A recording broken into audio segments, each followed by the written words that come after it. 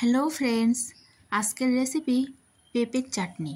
তার জন্য নিয়ে নিলাম একটা বড় সাইজের পেঁপেটাকে লম্বা লম্বা করে কেটে নিলাম।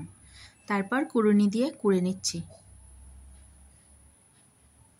কুড়ে নেওয়ার পর ঠিক এই রকম দেখতে লাগবে।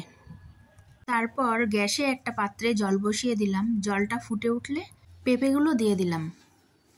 পেঁপেগুলো সেদ্ধ হয়ে গেলে একটা ঝুড়িতে ঢেলে জল ঝরিয়ে নিলাম।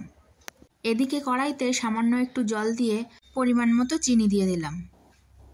চিনিটা জলের সঙ্গে গুলে গেলে দিয়ে দিলাম কাজু বাদাম আর কিশমিশ, সঙ্গে দিলাম 2টো তেজপাতা।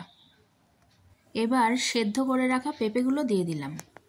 খুব ভালো করে নাড়াচাড়া করে দিয়ে দিলাম পরিমাণ মতো একটু লবণ। বেশ কিছুক্ষণ ধরে ফোটানোর পর ঝোলটা কমে এলে গ্যাসটা বন্ধ করে দিলাম। কিছুক্ষণ পরে চাটনিটা ঠান্ডা হয়ে গেলে দিয়ে দিলাম লেবুর রস। চাটনিটা ঠান্ডা হওয়ার পর লেবুর রসটা দিলে লেবুতে থাকা ভিটামিন সিটা আর নষ্ট হয় না, আর চাটনিতে লেবুর একটা সুগন্ধও থেকে যায়। খেতে তো অনেক সুস্বাদু লাগে। অনেকের বাড়িতে তো পেঁপে খেতে চায় না, তবে যারা পেঁপে খেতে চান না তারা এইভাবে একবার চাটনি বানিয়ে দেখবেন।